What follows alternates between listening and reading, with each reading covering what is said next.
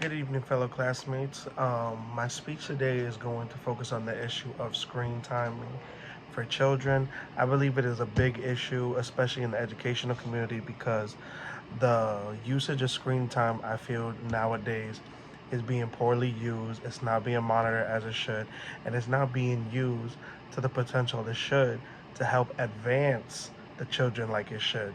For example, it could cause health problems because the amount of screen time the kids are having today is to the point where they don't even want to go outside anymore. They want to just stay inside. They want to just look at a bunch of videos on the iPad, and that'll mess them up.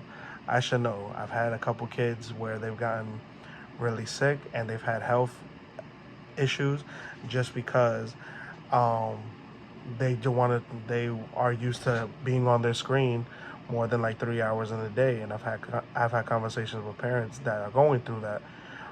Another thing I would say is that is creating the issue and making it more and more of a problem is the fact that videos being seen are not monitored. They're not being monitored by the parents to make sure they're educational and that they're not exposed to negative things on the internet.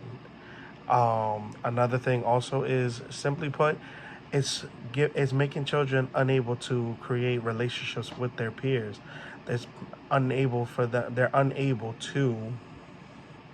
Sorry, they're unable to take the 2D images and things they see on the video and able to apply it to a 3D setting in the real world, and that is a problem. That pushes back their cognitive, their motor skills.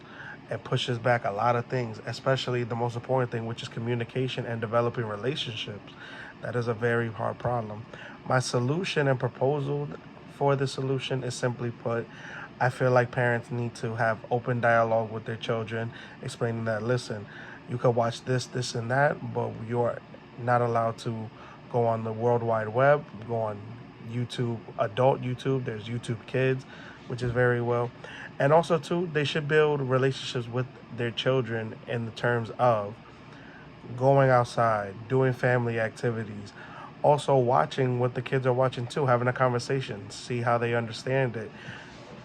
And finally, I feel that the biggest thing is simply making sure that the kids are sleeping, getting enough sleep, no screen time during the night, and also don't allow the kids to get in the routine of having a screen because they act out and you want them to just calm down.